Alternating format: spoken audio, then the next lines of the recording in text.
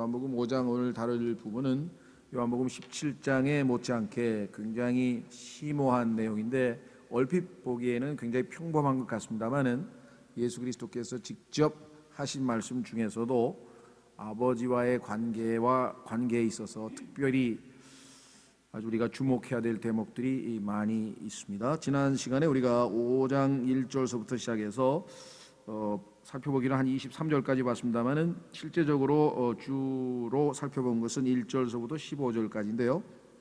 예수 그리스도께서 행하신 세 번째 기적, 38년 된 그 사람을, 베데스다 연못가에 있던 사람을 치유하신 그 사건이었습니다.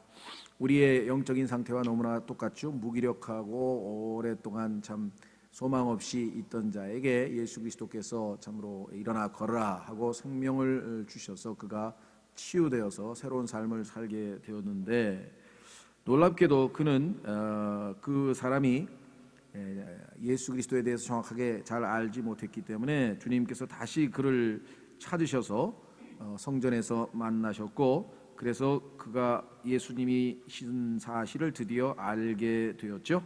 그리고 다시는 죄를 짓지 말라라고 하는 지침을 받게 되었습니다. 그러자 그는 즉시로 예수 그리스도를 사람들에게 소개하고 있는데요. 15절에 그 사람이 떠나가서 유대인들에게 자기를 온전하게 하신 분은 예수님이라고 말하니라.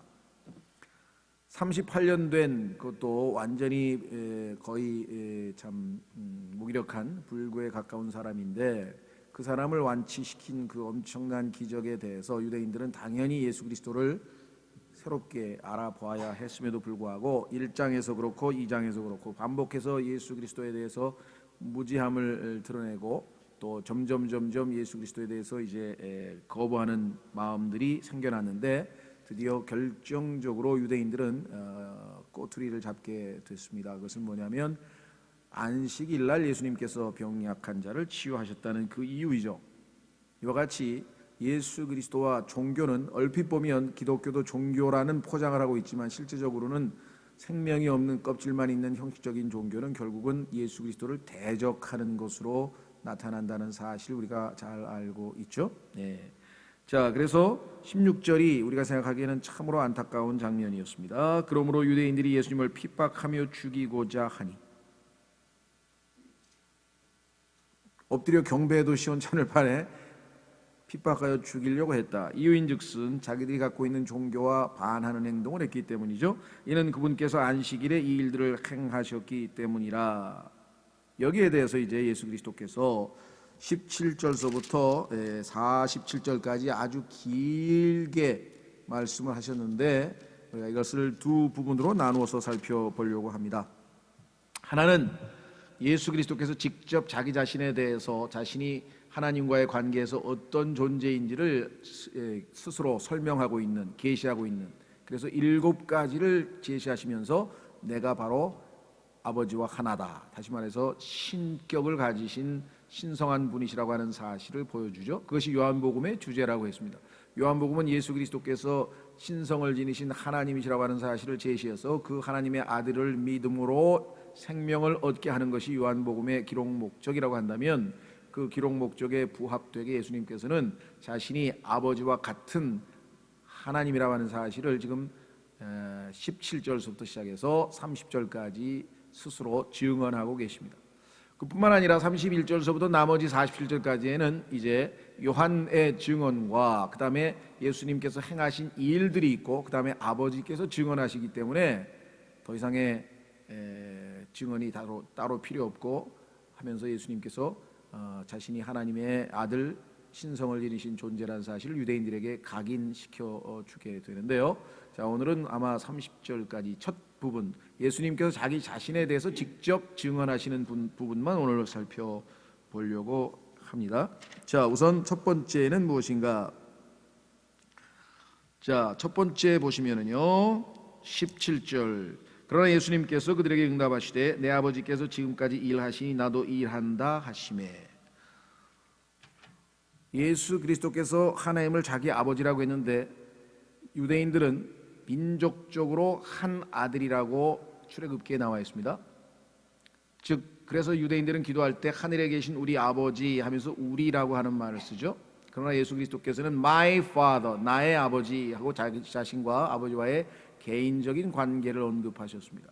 그리스도인들은 아무것도 잘 모른 채 습관적으로 주기도문이라고 하는 것이, 주기도문도 아니죠 사실은, 제자들을 위해서 제자들에게 가르쳐준 기도문인데, 그 제자들의 기도문은 유대인들에게 가르쳐 주신 것이고, 당연히 그들은 하늘에 계신 우리 아버지라고 해서 자신들 전체가 한 아들임을 입증하고 있는데, 그리스도인들은 당연히 Father, 아버지 또는 나의 아버지 이렇게 기도를 해야지 우리 아버지라고 기도하는 것은 아닙니다.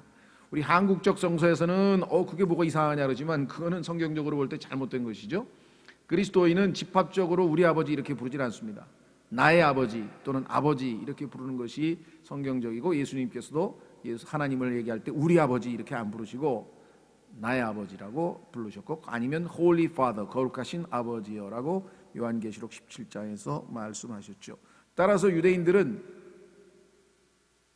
하나님을 아버지라고 부르는 것은 곧 자기가 하나님의 아들이라는 뜻이고, 개인적으로 그렇다면은 그것은 자기가 신성을 지닌 존재라고 하는 것을 스스로 고백하는 것으로 받아들여서 신성모독으로 지금 그를 심판하려고 하는 것이겠죠.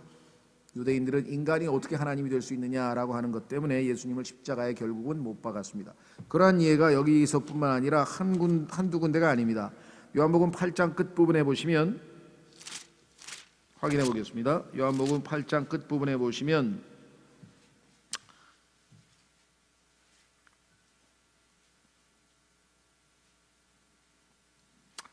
58절에 보시면 예수님께서 그들에게 이르시되 진실로 진실로 내가 너희에게 이르노니 아브라함이 있기 전에 내가 있느니라 하시니라. 아브라함이 있기 전에 내가 있었느니라도 아니고 있느니라고 할 때 이 있다라고 하는 것은 I am 여호와라고 하는 단어를 썼는데요, 히브리어로. 다시 말하면 자기가 출애굽기에 나오는 그 여호와 주님이시다라고 자기 자신을 소개하는 통에 유대인들이 또 아주 이를 갈았죠. 10장에서도 그랬습니다. 나와 아버지는 하나다 이렇게 얘기를 했죠. 그래서 결국은 예수 그리스도의 십자가에서 달릴 때의 죄목은 다름 아닌 자기가 하나님이라고 했다, 인간이면서. 그래서 죄목은 신성모독죄로 유대인들이 예수님을 십자가에 못 박은 것으로 되어 있습니다. 그러니까 예수님을 얼마나 모르는 것입니까? 예수님은 실제로 하나님의 아들 맞는데도 불구하고 예수님이 누구인지를 못 알아봤기 때문에 이와 같은 일이 발생을 하는 것이겠죠. 자, 그래서 예수님께서는 처음부터 이제 7단계로 자기 자신을 소개합니다. 17절, 아버지께서 일하시니 나도 일한다. 그럼 창세기에서 하나님께서 일하시고 그 다음에 2장에 보니까 일곱째 날 쉬셨는데, 그런데 예수님께서 아버지가 일하신다고 했으니 이게 무슨 소리인가? 여러분도 아시다시피 창조의 사역은 완성되었기 때문에 하나님께서 쉬셨지만, 창세기 3장의 타락으로 인해서 하나님께서는 가죽옷을 만들어 주실 수밖에 없었고, 그 이후에 계속해서 구속 사역이라고 하는 것이 진행될 수밖에 없었고, 이 일을 예수님께서 지금 하신 거죠. 38년 된 이 병든 자를 예수 그리스도께서 치유하셔서, 그렇죠? 계속해서 아버지가 하시던 그 일을 이 땅에 직접 오셔서 예수님께서 수행하고 계신 것이니 자신이 하나님과 절대적으로 하나라고 하는 것을 나타냈어요. 결국은 예수님께서 자신이 신성을 지닌 존재라고 하는 사실을 이야기를 했습니다. 18절, 유대인들이 이런 이유로 더욱더 그분을 죽이려 하니라. 단순히 이제 안식일만 어긴 게 아니라 자신을 하나님과 동등시했기 때문에 예수님을 죽이려고 했다. 19절, 그때 예수님께서 그들에게 응답하여 이르시되 진실로 진실로, 이 진실로 진실로가 아마 3번 정도 나올 것 같고요, 아버지 아들 이런 표현이 반복돼서 나옵니다. 아버지와 아들 그러면서 진실로 진실로 이렇게 성경에서 여러 번 반복되는 단어들은 우리가 좀 주목할 필요가 있는데요. 진실로 진실로 내가 너희에게 이르노니 아들은 자기가 아버지께서 하시는 것을 보는 것 외에는 아무것도 스스로 할 수 없느니라. 그분께서 무슨 일을 하시든지 이것들을 아들도 그와 같이 하느니라. 얼핏 보면 19절에 마치 예수님께서는 아무것도 할 수 없고 그저 아버지가 하시는 것만 할 정도다라고 무능력하다고 이렇게 어리석게 해석하시는 분들이 있는데, 전혀 그와 같은 것이 아니라 예수 그리스도께서는 자신이 하나님과 하나이시기 때문에 절대적으로 독립적으로 자기 생각대로 자기가 하는 것이 아니라 늘 아버지와 같은 일을 하고 아버지와 생각을 같이 하고 있다라고 하는 사실을 지금 말씀하고 있는 것이지, 예수님께서 능력이 모자라서 아버지께서 하시는 그것만 보고 하고 다른 건 난 아무것도 할 수 없다, 지금 이렇게 말씀하고 계신 것이 아니라고 하는 것이겠죠. 자, 그래서 우리는 예수 그리스도께서 자신을 하나님과 하나라고 말씀하고 계신 장면이 여기 분명하게 나와 있습니다. 그렇죠? 예. 자, 그래서 우리는 첫 번째, 예수 그리스도께서 내 아버지께서 지금까지 일하시니 나도 일한다 하심에 하면서 아버지와 자기신을 하나로 했고요. 그 다음에 19절에서 두 번째로 아버지께서 하시는 보는 것을 아들도 그와 같이 하느니라. 그러니까 아버지가 하는 일을 무엇든지 다 하고 아버지가 일하는 방식으로 하고, 즉 아버지와 자기는 동일하다. 생각에 있어서도 동일하고, 그렇죠? 아까는 능력에 있어서도 동일하고. 그래서 예수 그리스도께서 두 번째로 자기가 역시 신성을 지닌 존재라고 하는 것을 지금 밝히고 있는 장면이 지금 바로 20절입니다. 그래서 예수 그리스도께서 이제 말씀드린 것처럼 두 번째로 지금 말씀하셨고, 지금 이제 세 번째로 20절로 가시겠습니다. 20절. 아버지께서 아들을 사랑하사 자기가 하는 모든 것을 그에게 보이시고 또 이것들보다 더 큰 일들을 그에게 보이사 너희를 놀라게 하시리니. 자, 아버지께서 아들을 사랑하사, 아버지와 아들과의 친밀한 관계에 대해서 말씀하셨는데 그것이 사랑이라고 했습니다. 그러니까 우리가 이 세상에서 인간들이 가장 많이, 이 세상의 전 세계 어느 곳에 가든지 인간이 있는 곳에 사랑 이야기가 빠질 수가 없고, 사랑이 가장 인간 관계에 있어서의 기본인 것을 본능적으로 누구나 다 알게 되는데, 그것은 사실은 창조의 비밀에 숨겨져 있죠. 하나님께서는 아버지와 아들과 성령 세 분 삼위일체로 영원 전부터 창세기 1장 1절 이전에 존재하셨는데 세 분은 서로 사랑하시는 사이였다, 이렇게 되어 있습니다. 세 분은 서로 사랑하시는 뿐만 아니라 커뮤니케이션, 의사소통을 하셨다. 그러니까 이 땅에서 요즘에 가장 한국에서 문제되는 것이 정치에서도 소통이고, 부모 자식 간에도 소통이고, 또 친구 간에도 소통이 안 돼서 갈등이 일어나고, 이 소통에 대한 얘기가, 커뮤니케이션이라는 단어가 어마어마하게 지금 많이 쓰이고 있는데, 또 사랑, 그 소통 중에서도 가장 근본적이고 친밀한 소통은 사랑인데, 사랑과 소통이라고 하는 것은 삼위일체 하나님에게 있어서 근본적으로 창조 이전에 이미 있었던 일입니다. 아버지와 아들과 성령과의 관계가 사랑과 소통이에요. 그러니까 이 땅에 있는 모든 인간에게 있어서 그 두 가지가 가장 중요할 수밖에 없는 것이죠. 왜? 우리도 삼위일체 하나님의 형상을 따라서 지음받은 존재이기 때문에 인간에게 본질적으로 사랑과 소통은 없을 수가 없죠.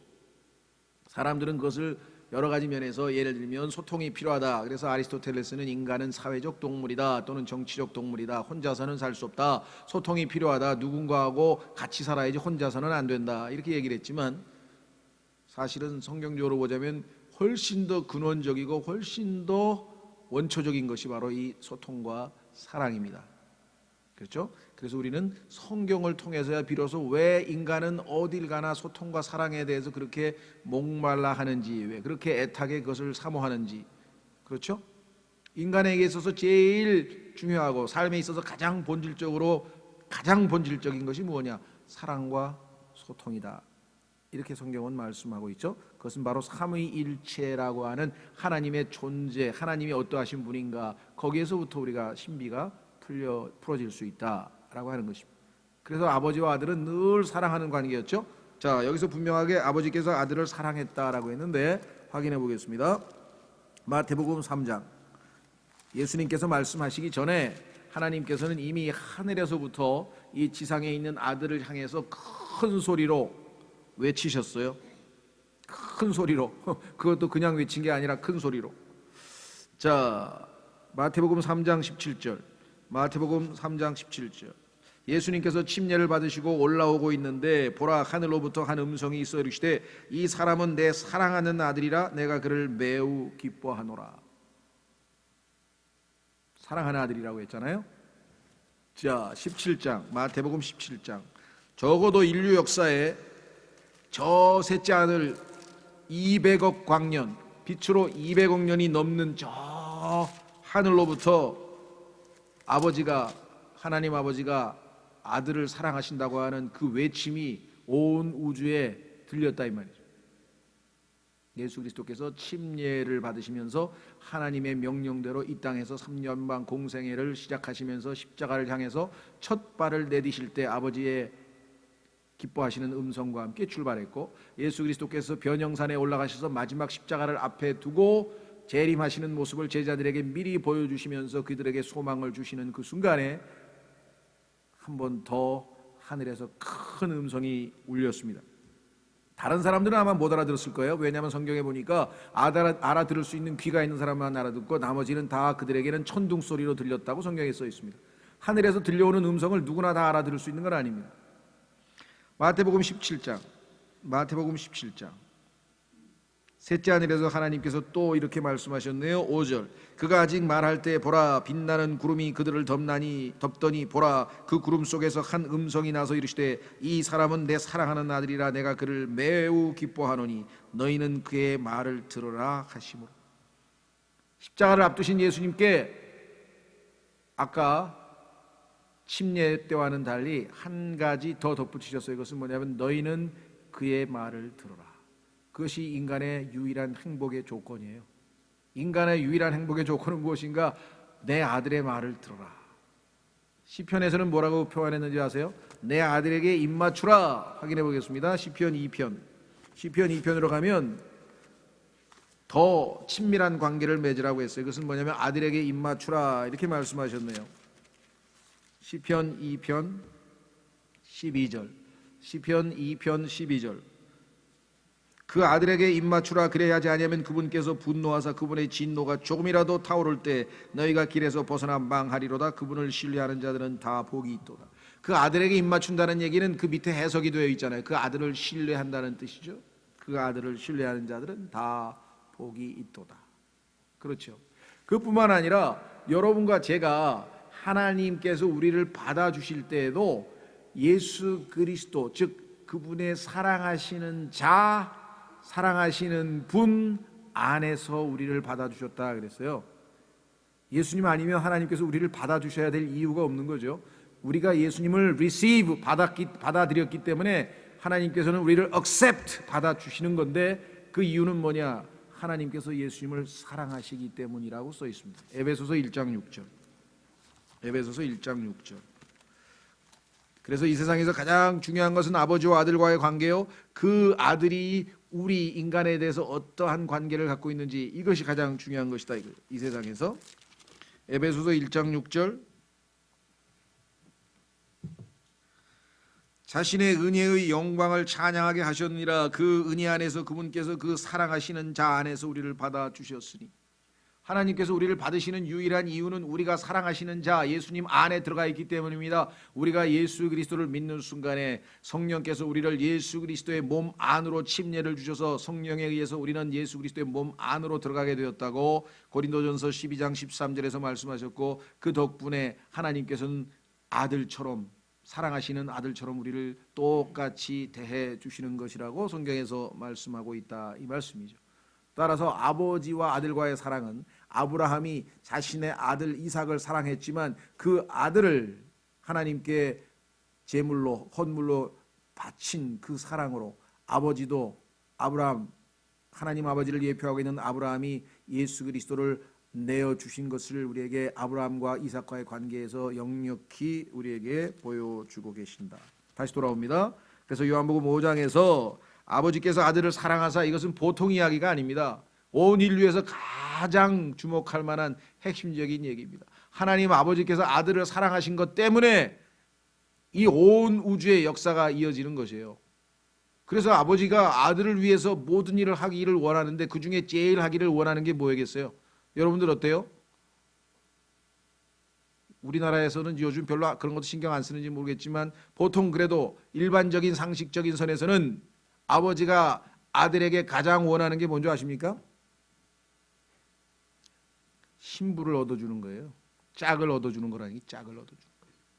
그래서 예수 그리스도의 짝을 얻기 위해서, 신부를 얻어주시기 위해서 하나님 아버지께서 아들을 이 땅에 보내셨고, 아들이 신부를 정결케 하기 위해서 십자가에서 피 흘려 죽으셨고, 아들은 하늘로 와서 기다리고 있고, 이삭이 마치 집에서 기다리고 있듯이 하나님께서는 성령님을 보내서 아들의 신부를 데려오라고 했고 그 신부가 와서 아들과 하나 되는 것이죠.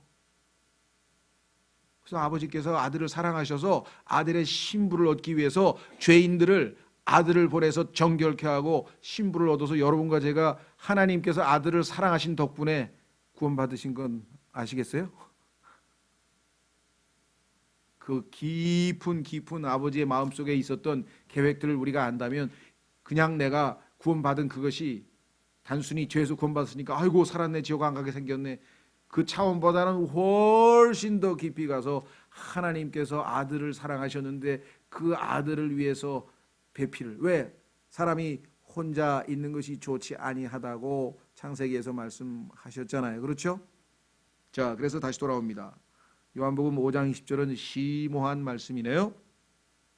아버지께서 아들을 사랑하사 자기가 하는 모든 것을 그에게 보이시고 또 이것들보다 더 큰 일을 그에게 보이사 너희를 놀라게 하시리니 지금까지 보여주신 것 창세기 1장서부터 시작해서 아버지께서 하신 모든 일들을 나는 다 보았다. 아버지의 모든 것들을 다 알고 있다. 아버지와 나는 아무런 비밀이 없다. 나는 다 알고 있다. 그런데 나는 아버지의 마음을 더 잘 안다. 그것은 뭐냐? 더 큰 일도 보여주실 것이다. 그것은 뭐냐? 아직은 죽은 자를 살리신 기적이 안 나타났어요. 그런데 죽은 자를 살리시는 일도 아들을 통해서 하실 것이다 라고 예언하고 계시죠. 밑에 나와 있죠. 21절 아버지께서 죽은 자들을 일으키사 그들을 살리시는 것 같이 아들도 자기가 원하는 자들을 살리느니라. 물론 11장에 가면은 나사로도 살리셨지만 여기서 얘기하는 단순한 살리는 것은 육체적으로 죽었던 자를 잠시 살렸다가 다시 때가 돼서 한번 죽는 것은 사람에게 정하신 것이고 또 죽는 그런 것이 아니라 영원한 생명을 주셔서 영원토록 아들과 아버지와 함께하게 하시는 그 위대한 사역을 말씀하고 있습니다. 자, 그래서 우리는 세 번째로 자신의 신성에 있어서 아버지와 자신에 있어서 지식에 있어서도 동등하다. 아버지가 아시는 건 난 다 알고 있다 라고 말씀을 하셨죠. 자, 이번에는 네 번째 증거는 뭐냐? 거기 나와 있는데요. 21절에 아버지께서 죽은 자들을 일으키사 그들을 살리신 것 같이 아들도 자기가 원하는 자들을 살리시느니라. 아버지의 살리시는 능력, 권리, 아버지가 가지고 계신 권리를 나도 가지고 있다. 내가 원하면 누구든지 죽은 자들도 살릴 수 있다. 영원한 생명을 줄 수 있다라고 아들 하나님께서는 자신의 신성을 다시 한번 강력하게 주장하셨습니다. 여기서 또 칼빈주의자들이 나타나서 자기가 원하는 자들만 살린다 그러지 않았느냐? 그러니까 모든 사람을 다 구원하신다라고 하는 것은 아니다. 택함 받은 자들만 구원받는다. 뭐 이렇게 또 갖다 붙이는데 여기서 아들이 원하는 자는 누굽니까? 자신을 믿는 모든 사람이에요. 예수 그리스도를 믿는 모든 사람을 다 구원하신다라고 성경에 써 있기 때문에 여기에서 칼빈주의가 끼어들 이유는 없는 것이겠죠. 자, 그래서 드디어 이제 자신이 생명을 주실 수 있는 능력, 생명을 주실 수 있는 권리, 주권적 권리에 있어서도 아버지와 같은 신성한 분이심을 또 말씀하셨습니다. 자, 그러면 이제 다섯 번째는 뭐냐? 다섯 번째에 가겠습니다. 다섯 번째 증거는 뭐냐? 심판에 있어서 아버지와 같은 권위를 지니고 있다라고 말씀하셨네요. 22절 아버지께서 아무도 심판하지 아니하시고 오히려 모든 심판을 아들에게 맡기셨으니 아버지께서 직접 심판하지 아니하시고 아들에게 심판을 맡기셨는데 나중에 가면 이 아들께서 우리에게 또 심판을 맡긴 게 있어요. 아들이 직접 안 하고 우리에게 맡긴 게 있어요. 그것은 뭐냐? 고린도 전서 6장에 가면은요. 타락한 천사들, 즉 타락한 하나님의 아들들을 구원받은 하나님의 아들들이 심판하도록 하셨다라고 고린도전서 6장에 써 있습니다. 그러니까 교회 안에서 조금이라도 문제가 생겼을 때 바깥에 가서 무슨 재판을 벌이거나 이런 짓은 하지 말아라. 왜? 너희는 지금 나중에 재판을 할 그러한 자격을 지닌 사람인데 차라리 재판할 일이 있거든 손해를 보든지 아니면 교회 안에서 제일 믿음이 적은 사람이 판단해도 될 일 아니냐. 왜? 하나님 말씀에 다 써 있는 건데 뭐가 그렇게 어려우냐 하면서 좀 꾸짖는 장면이 고린도전서 6장에 나오죠. 자, 그래서 아버지께서 아무도 심판하지 아니하시고 오히려 모든 심판을 아들에게 맡기셨으니 이유는 뭐냐? 23절 이것은 모든 사람이 아버지를 공경하는 것 같이 아들을 공경하게 하려 하심이라. 아들을 공경하지 아니하는 자는 그를 보내신 아버지를 공경하지 아니하니라. 아버지와 아들과 똑같습니다.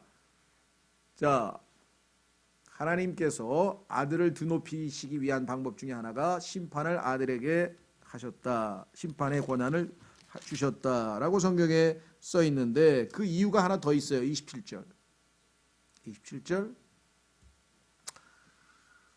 당연히 아버지가 아들을 높이기 위해서 아들에게 온 우주의 심판관으로서의 재판장으로서의 지위를 주신 것은 아버지의 아들에 향한 배려와 사랑인데 27절 또 그가 사람의 아들이므로 그에게 또한 심판을 집행할 권위를 주셨느니라. 그 얘기는 뭐냐? 하나님께서 인간을 직접 심판하시지 않습니다. 대상이 아니에요. 오히려 예수 그리스도 즉 인간의 몸을 입고 오셨던 인간이셨던 하나님께서 이 세상에 있는 모든 인간을 심판할 권리가 있다. 왜 그렇습니까? 예수님은 이 땅에서 인간과 똑같이 시험을 받으셨고 똑같이 고생을 하셨고 똑같은 그 이상의 고통을 당하셨고 인간으로서의 삶에서 단 하나의 죄를 남기지 아니하시고 완전하게 사셨기 때문에 죄를 지은 인간들을 심판할 권리가 예수 그리스도께 있는 거죠. 그렇죠? 사도행전 17장으로 가보겠습니다. 사도행전 17장에 가면은 하나님께서 이 온 우주의 재판장 최후의 심판석에 재판하실 분을 미리 정해놨어요. 그 재판하는 사람은 누구냐? 두 가지 조건이 있어요. 하나는 인간이어야 된다. 두 번째, 죄가 없어야 된다.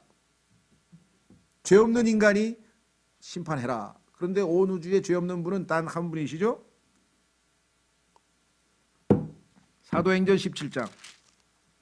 사도행전 17장 30절. 사도행전 17장 30절. 하나님께서 이같이 무지하던 때를 눈감아 주셨으나 이제는 모든 곳에서 모든 사람에게 회개하라고 명령하시나니. 예수님 오시기 전까지는요 하나님께서 회개에 대해서 유보하셨어요. 그냥 내버려 두셨어요. 여기 보세요. 이같이 무지하던 때에는 과거 구약시대죠. 눈 감아 주셨으라. 이제는 뭐예요? 예수님이 오셨으니 이제는 모든 곳에서 모든 사람에게 회개하라고 명령하시나니. 이유가 있어요. 왜 회개를 해야 되느냐? 회개 안 하면 심판당하니까. 회개 안 하면 심판받으니까. 누가 심판해요? 써 있잖아요. 31절. 이는 그분께서 한 날을 정하사. 재판 일자가 잡혀 있어요. 그날을 성경에서는 in that day, 그날, 바로 그날, 그날에, 바로 그날, 바로 그날 하면서 계속해서 언급했어요. 이는 그분께서 한 날을 정하사 그날에 자신이 정하신 그 사람을 통하여. 사람이어야 돼. 사람을 심판하려면 사람이 심판해야 돼. 그 사람 예수 그리스도. 세상을 의로 심판하시기 터이기 때문이라. 반드시 의로 심판해야 돼. 그렇기 때문에 죄 있는 사람은 재판장이 될 수 없다. 그러면 죄 없는 사람을 어떻게 할 수 있는가? 그분께서 그 사람을 죽은 자들로부터 살리심으로써 하나님께서 부활을 통해서 이 내 아들 예수 그리스도는 죄가 없다 라는 사실을 만천하에 공표했습니다. 왜? 죄의 싹은 사망인데 예수님께서는 당당히 부활하셨기 때문에 죄가 없다는 것을 만천하에 공개하시고 재판장이 바로 이분이라는 사실을. 여기 써 있죠. 모든 사람에게 이 일에 대한 확신을 주셨느니라 하니라. 세상을 의로 심판하실 분을 이미 정해 놓으셨다. 예수님께서 그 사실을 알고 있기 때문에 아버지께서 나에게 심판하라고 하셨다라고 당당하게 말씀하시고 계신 것이죠. 다시 돌아옵니다. 요한복음 5장 24절. 진실로 진실로 내가 너에게 이르노니 내 말을 듣고 또 나를 보내신 분을 믿는 자는 영존하는 생명이 있고. 현재 시제입니다. 현재 영존하는 생명을 가지고 있다 이런 말입니다. 예수님을 말씀을 들었죠. 내 말을 듣고 예수님 말씀을 들었습니다. 그래서 하나님을 믿었습니다. 그런 자에게는 영존하는 생명이 있습니다. 현재 시제. 그 다음에 또 정죄에 이르지 아니하나니 미래 시제. 사망에서 생명으로 옮겨졌느니라 과거 시제. 예수 그리스도를 믿는 순간 사망에서 생명으로 옮겨졌고 과거 시제. 현재 영원한 생명을 가지고 있고 미래에 정죄에 이르지 아니한다. 이거보다 더 구원의 영원한 보장을 우리에게 입증하고 있는 구절이 또 있겠습니까? 그렇죠? 예. 자, 그래서 우리는 이제 여섯 번째 증거로 가겠습니다. 여섯 번째 증거. 여섯 번째 증거는 뭐냐? 25절. 진실로 진실로 내가 너희에게로니 죽은 자들이 아버지의 하나님의 아들의 음성을 들을 때가 오고 있는데 곧 지금이라. 듣는 자들은 살리라. 아버지께서 자기 속에 생명이 있는 것 같이 아들에게도 주사 그 속에 생명이 있게 하셨고 또 그가 사람의 아들이므로 그에게 또한 심판을 집행할 권위를 주셨느니라. 이 말에 놀라지 말라. 무덤 속에 있는 모든 자들이 그의 음성을 듣고 나올 때가 오고 있나니 선을 행하는 자들은 생명의 부활로 악을 행하는 자들은 정죄의 부활로 나오리라. 자, 여기에 보니까 예수 그리스도께서는요, 어떤 것이 있느냐? 생명을 줄 수 있는 능력이 있네요. 생명을 줄 수 있는 능력. 그렇죠? 26절에 써 있잖아요. 아버지께서 자기 속에 생명이 있는 것 같이 아들에게도 주사 그 속에 생명이 있게 하셨고, 이렇게 말씀하셨죠. 자, 그래서 이제 예수 그리스도께서 듣는 자들은 살리라 하고 25절에 말씀하신 것처럼 예수 그리스도를 통한 영원한 생명이 주어진다라고 하는 사실, 그것은 아버지의 권위였지만 예수님도 그것을, 그 동일한 권위를 가지고 계신다는 고백을 여기서 말씀하셨습니다. 자, 그 다음에 마지막 7번째, 예수님의 신성에 대한 7번째 증거는요, 아까 우리가 심판에 대한 얘기를 이미 했지만 그것은 단순히 심판할 수 있는 권리에 대한 얘기보다도 앞에서 얘기했던 심판은 심판자로서 임명받은 영광이에요. 최고 심판자로서 임명받은 영광에 있어서 아버지와 동등한 지위를 가지고 있다는 얘기고, 7번째 증거는 같은 심판이지만 심판할 권위가 있다는 것. 심판에는 이제 두 종류가 있는데 심판자가 되었다는 영광에 있어서는 아까 5번째 증거에서 말씀하셨고, 지금은 심판하실 수 있다라고 하는 권위에 대해서 말씀하고 계시는데, 자 27절 권이란 말이 나와 있잖아요. 또 그가 사람의 아들이므로 그에게 또한 심판을 집행할 권위를 주셨느니라. 아까는 뭐였습니까? 심판자가 초점이 아니라, 심판이 초점이 아니라 심판자로 삼으셔서 하나님을 공경하는 것처럼 사람들이 아들을 공경하게 만들었다 해서 초점은 심판보다는 공경에 가 있잖아요. 그렇죠? 똑같은 심판 얘기를 했지만 심판자의 지위를 얻음으로 공경의 대상이 됐다는 것에 초점이 돼 있어서 영광에. 이번에는 권위에, 심판할 수 있는 권위에 초점을 맞추셨다는 거죠. 그 차이를 조금 구분하시면 좋겠네요. 자, 그래서 우리는 7번째, 그가 사람의 아들이므로 그에게 또한 심판을 집행할 권위를 주셨느니라. 이 말에 놀라지 말라.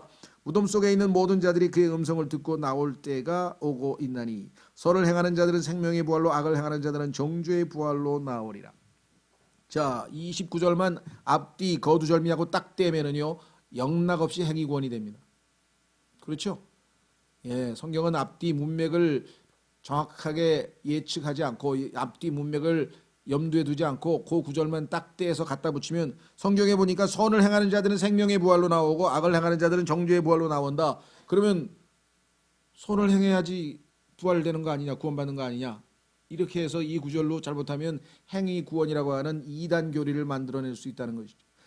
그래서 성경은 다른 성경 구절과 비교해서 확실하게 입증이 될 때 우리가 교리를 만들어야지, 한 구절만 똑 띄어다가 그냥 바로 이야기하면 안 되겠죠.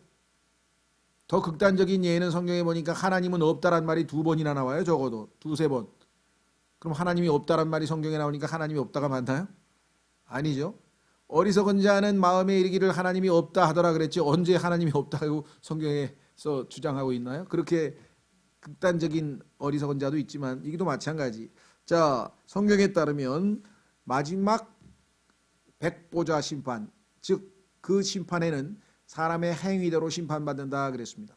그런데 우리 그리스도인들은 우리의 행위, 즉 죄악된 행위, 우리의 죄들에 대해서 십자가에서 예수님께서 대신 심판받으셨다는 사실을 믿고 예수님을 이미 받아들이게 되었습니다. 따라서 우리는 죄에 대한 심판이 이미 끝난 사람들이에요. 그렇죠? 그래서 이미 우리는 주님과 함께 영적으로 부활해서 지금 영원한 생명을 소유하고 있는 것입니다. 따라서 지금 여기서 얘기하는 마지막 최후의 심판에 언급된 일반적인 부활에 대한 이야기를 그리스도인의 구원과 관련지어서 행위 구원 교리를 가져다가 만들어서는 안 된다라고 하는 것을 우리가 성경에서 조심스럽게 말씀을 드리고요. 두 번째, 우리 그리스도인들은 선을 행하기 위해서 구원을 받았다라고 에베소서 2장 8절, 9절, 10절에 나와 있습니다. 구원받은 그리스도인 안에는 유일하게 선을 행하실 수 있는 예수 그리스도가 우리 안에 들어와 계십니다. 그렇죠? 예. 성경에 보니까 온 땅에서 선하신 분은 하나님 한 분이시다. 그러면서 부자 청년이 예수님께 선한 선생님이 했더니 네가 하나님만 한 분이 선하신 것을 아느냐. 그러니까 예수님은 내가 하나님이라는 것을 안다면, 그렇죠? 나를 선한 선생님이라고 불렀으니까. 그런데 사실은 그런 뜻으로 부른 게 아니었죠. 청년은 온 우주에서 선을 행하실 수 있는 능력이 있으신 분은 한 분 예수 그리스도이십니다. 그래서 우리는 예수님을 receive, 영접해서 내 안에 들어오신 예수님께서 우리의 믿음과 순종을 통해서 선을 행하시는 거지. 따라서 내가 하는 선한 행위가 있다, 하나님께서 나를 보셨을 때 선한 행위로 받아주실 만한 행위가 있다면 그것은 예수 그리스도께서 나를 통해서 행하신 것이지 내가 주인공이 돼서 행한 것이 아니라는 뜻입니다.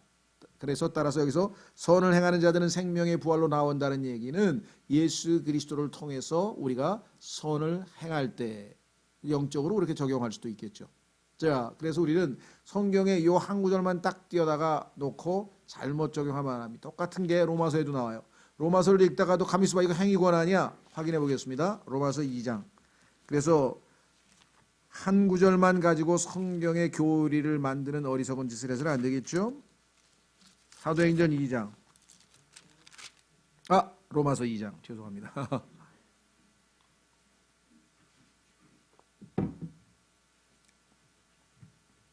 자, 로마서 2장.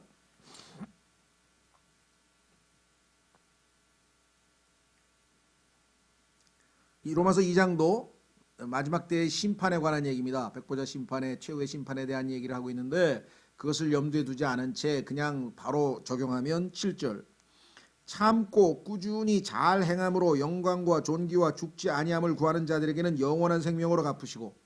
이거 완전 행위권이죠. 이것만 잘못 보면 논쟁하기 좋아하며 진리에 순종하지 아니하고 불의에 순종하는 자들에게는 경노와 진노로 갚으시리라. 악을 행하는 사람의 모든 혼유에 환난과 공고가 닥치리니 먼저는 유대인의 혼유에요 또한 이방인의 혼유에며. 10절. 선을 행하는 각 사람에게는 영광과 존귀와 화평이 있으리니 이는 유대인에게요 또한 이방인에게로다. 이 구절만 보면 당연히 행위권인데 이것은 구원의 교리를 설명하는 것이 아니라 하나님의 심판의 기본 원칙을 얘기하는 겁니다. 선을 행하는 자 생명, 악을 행하는 자 멸망. 그런데 이 세상에는 선을 행하는 자가 하나도 없다고 3장에서 하나님께서 말씀하셨죠. 3장으로 가보세요. 로마서. 그러면 한 명도 예외 없이 다 멸망이네. 3절 10절 3장 10절 죄송합니다. 3장 10절. 이것은 기록된 바 의로운 자는 없나니 단 한 사람도 없으며 깨닫는 자도 없고 하나님을 찾는 자도 없으며 그들이 다 길에서 벗어나 함께 무익하게 되고 선을 행하는 자가 없나니 단 한 사람도 없도다. 그렇다면 2장 10절에서 말씀하시는 것처럼 선을 행하는 자에게는 영광과 존귀와 화평이 있겠다는데 단 한 명도 없다는 얘기잖아요. 성경적인 관점으로 보자면 그렇죠. 그런데 하나님께서 주신 예외적인 은혜가 뭐예요? 예수 그리스도를 믿는 자들에게는 예수 그리스도께서 우리 안으로 들어오셔서 하나님이 기뻐하시는 선한 일들을 하시게 될 것이다. 그렇죠? 자, 그래서 우리는 이런 구절들에서 잘못 걸려 넘어져서 다시 구원의 교리가 흔들려서는 안 되겠다. 다시 돌아옵니다. 이제 마무리 짓겠습니다. 요한복음 5장 28절. 이 말에 놀라지 말라. 무덤 속에 있는 모든 자들이 그의 음성을 듣고 나올 때가 있나니 선을 행하는 자들은 생명의 부활로 악을 행하는 자들은 정죄의 부활로 나오리라. 자, 놀랍죠? 구원받지 않은 사람도 다 부활합니다. 그런데 그 부활이 정죄의 부활이에요. 왜 그럴까요? 이것은 또 지옥에 관한 교리를 정확하게 이해하면 알 수가 있습니다. 자, 이 땅에서 예수님을 믿었습니다. 그런데 안 믿은 사람이 있죠. 안 믿은 사람은 죽었다. 그렇죠? 예수님을 안 믿고 죽었다. 그러면 그의 몸은 땅에 묻히고 영은 하늘로 올라가고 혼이 지금 지옥에 가 있습니다. 그런데 지옥은 임시거처라고 했어요. 일종의 구치소 같은 역할을 한다 그랬죠. 그래서 이제 어떻게 됩니까? 천년왕국이 끝나고 마지막 순간에 저 셋째 하늘에서 하늘과 땅은 다 없어지고 다 불타버리고 부활하죠. 그때 정죄 부활로 부활해서 하나님 앞에 가서 이제 심판을 받고 이번에는 영원한 거처, 지옥은 임시 거처, 영원한 거처의 이름이 뭐냐? 불못이라고 되어 있어요. Lake of Fire. 그러니까 지옥이나 불못이나 같은 곳인데 하나는 구치소고 하나는 감옥이에요. 하나는 임시 거처고 하나는 영원한 거처라고 성경에서 구분되어 있어요. 그래서 이들을 왜? 마지막 심판을 거쳐야 되잖아요. 우리 구치소에서는 분명히 혐의가 있어요. 그래서 잡혔어요. 그래서 재판을 받았어요. 그 다음에 감옥으로 가잖아요. 얼마나 이 세상에 있는 그 법률 행위가 하나님께서 성경에서 하신 것과 똑같습니까? 그렇죠. 우선 구치소에 갇혔습니다. 지옥에. 그런데 재판을 받았어요. 백보자 심판에서. 그 다음에 뭐예요? 감옥으로 가요. 영원히 불못으로 가는 거예요. 그게 정죄의 부활이에요. 정죄의 부활. 30절 나는 아무것도 스스로 할 수 없노라. 나는 듣는 대로 심판하노니 내가 내 뜻을 구하지 아니하고 나를 보내신 아버지의 뜻을 구함으로 내 심판은 의로우니라. 예수님께서 말씀하셨죠. 예수님은 능히 얼마든지 혼자 하실 수 있어요. 하나님이시기 때문에. 그러나 하나님께서는 항상 아버지와 아들과 성령께서 의논하셔서 결정합니다. 그래서 성경에서 뭐라고 했어요? 인간을 만들 때도 우리가 우리의 형상을 따라 사람을 만들자 하고 의논했잖아요. 아버지와 아들과 성령께서. 그렇죠. 따라서 예수님께서도 심판하실 때 자기 개인의 생각으로 하는 것이 아니라 항상 아버지와 아들과 성령은 뭐예요? 하나라 그랬잖아요. 셋은 하나라고 요한일서에 얘기했잖아요. 그렇죠?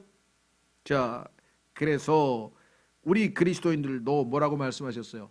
성령 안에서 하나 되게 하신 것을 힘써 지키라. 아버지와 아들과 성령이 한 분인 것처럼 우리도 다 예수 그리스도께서 머리 되시고 우리가 다 몸된 지체인데 이 땅에서 우리가 하나 되기 어려운 것은 무엇입니까? 각자 자기 개성이 있어서 그래요. 그렇죠? 그 개성이 예수 그리스도의 십자가를 거쳐서 다른 지체들을 위하는 쪽으로 변화된다면 예수 그리스도께서 하나 되게 하신, 성령께서 하나 되게 하신 것을 우리가 얼마든지 힘써 지킬 수가 있다는 것이죠.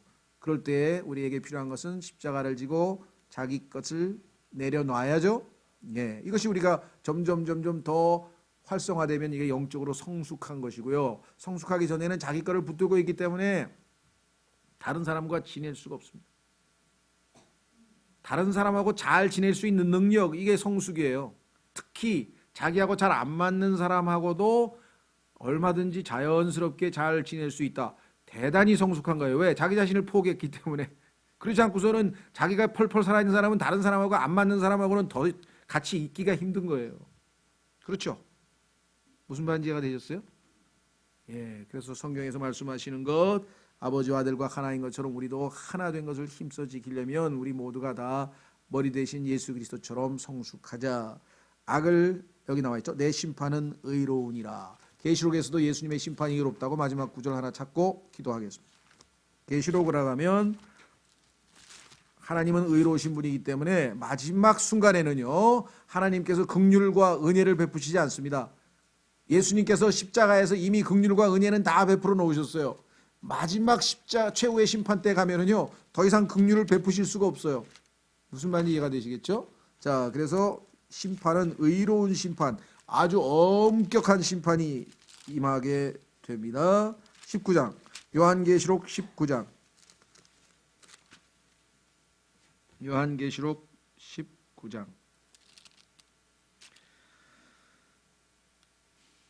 찾으셨습니까? 2절. 그분의 심판들은 뭐라고요? 참되고 의로우니.